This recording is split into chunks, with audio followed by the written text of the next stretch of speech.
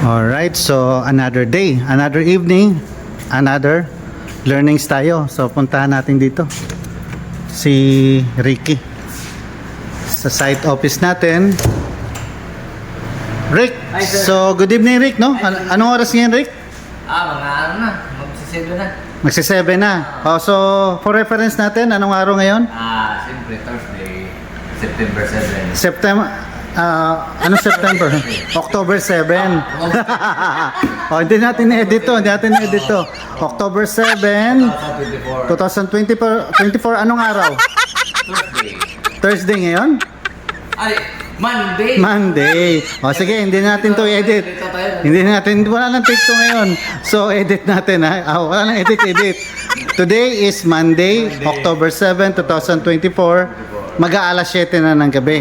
So, anong baon natin ngayon dyan, Rick? Uy, sa mga comments, may nagtatanong naman ng Comments. May mga comments dyan na Di ba daw natin yung Islam tutorial? may nag-request na baka pwede naman daw, baka naman na rebar slab tutorial. O sige, ay ano natin. This time di natin gagamit ang whiteboard kasi ginamitan ko na ng PowerPoint para medyo mas maganda. Pero hindi to kada, PowerPoint lang. Merong konti na animation para step by step.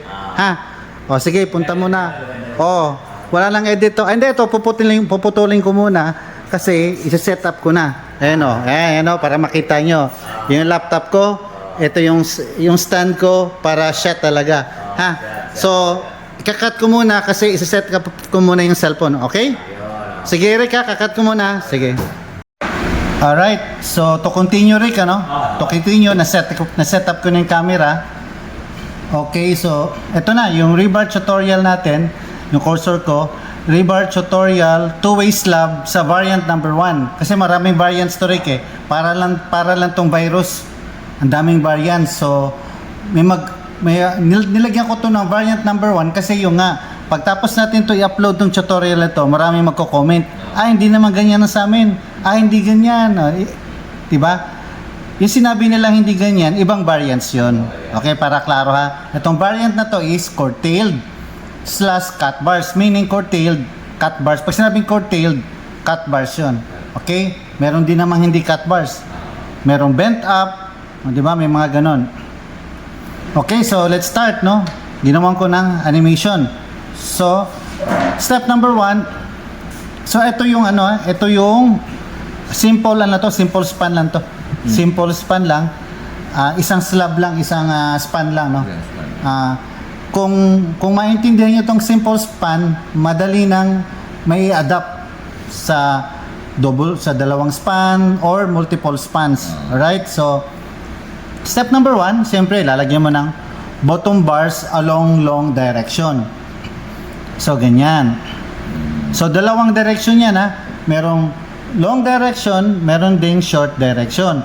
So, una natin ilalatag yung along long direction, pahaba, papunta ron, bottom bar. So, bakit? Kasi, pagka slab, yung mahabang direction, ang malaking deflection, malaking bending. So, kung i-cursor ko, so, ang pag-bend nito, ganyan, yan. The greatest or greater ang bending niya along this point. Yung sa short direction, ganyan. So, paano mo maka-counter yung bending? So, actually, sa conventional slab, ang critical talaga is yung bending.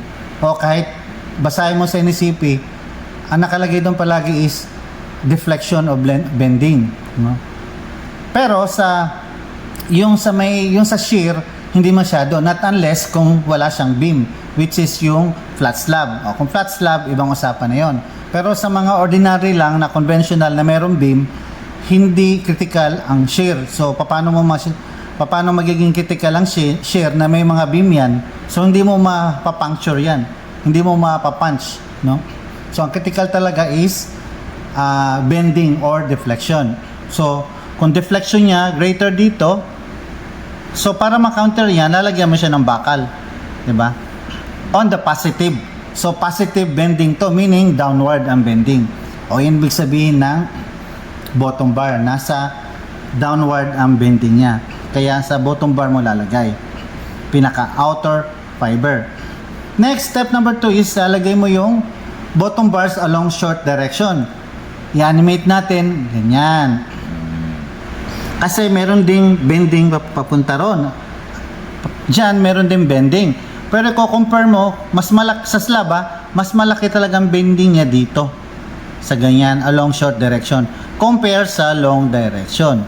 Diba? Mas lalong nagiging rectangular, mas lumalaki yung deflection sa short direction. Habang naman nagpa-perfect square, nag-equal siya ng, siyempre, pag perfect square na yan, yung dimension ng slab mo, nag-equal na ang dimension both sides na. Okay, so, yung color blue, siya ang sa pinaka bottommost. Tapos, itong black ay yung sa ibabaw na. Diba?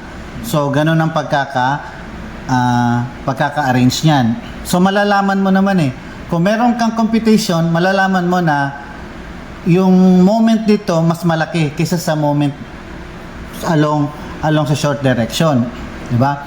And then isang clue mo, pag tinignan mo yung river schedule, mas dikit itong blue color, mas dikit to. Mas closer ang spacing niya compare dito sa black one. Pero sa drawing ko, hindi to naka-scale Kaya don't mind na lang muna yung spacing dyan. Ang importante yung sequence. Alright, so next.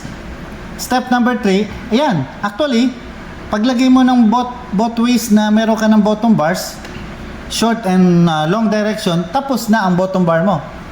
Completed ang bottom bar mo, no? Pwede mo nang talian yan. Nakalagay lang naman sa code, it should be properly tied. Properly ang pagtali.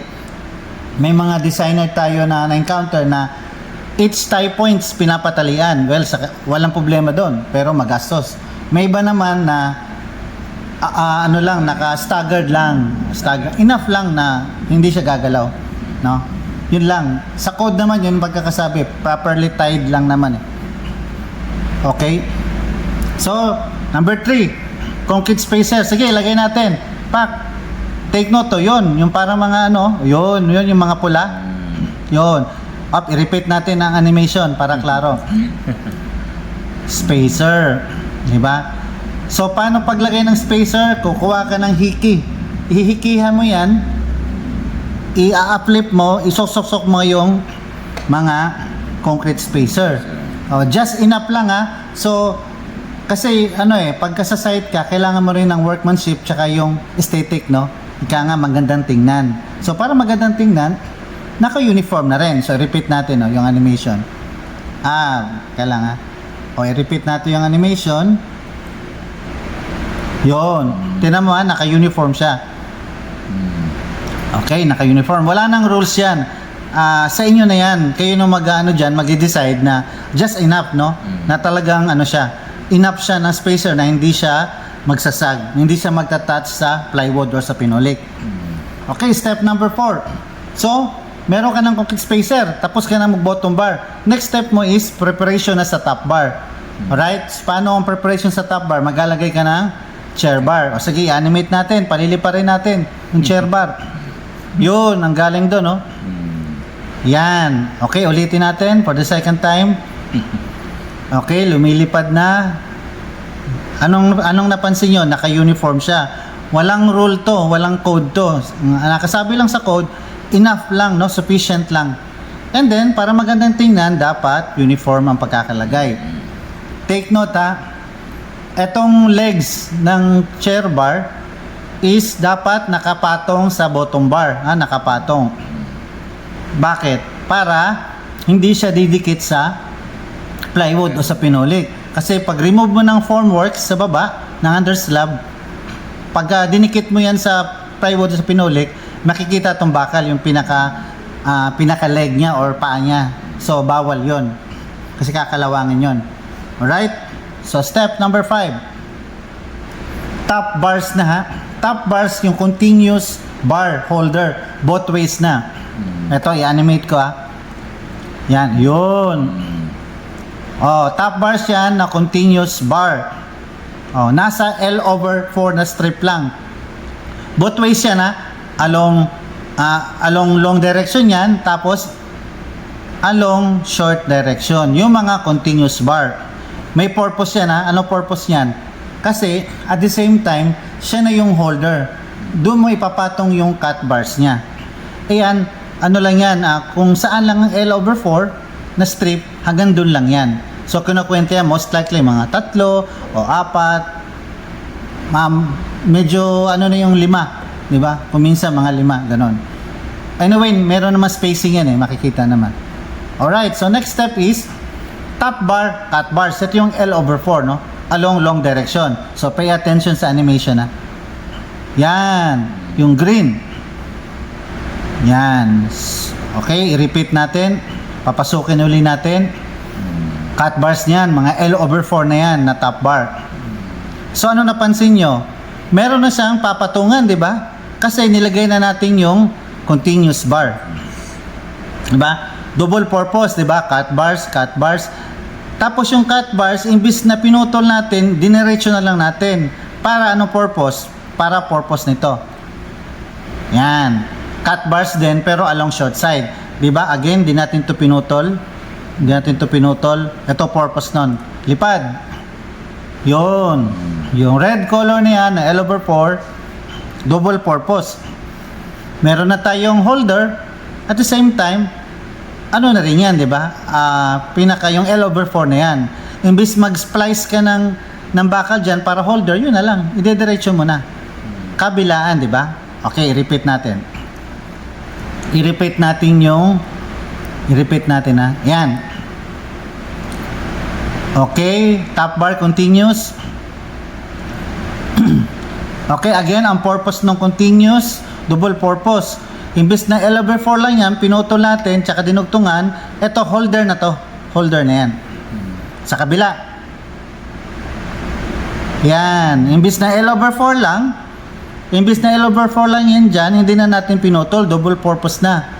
Para patungan yan, holder na rin sa yung cut bars na L/4. Top bars, cut bars, along long direction.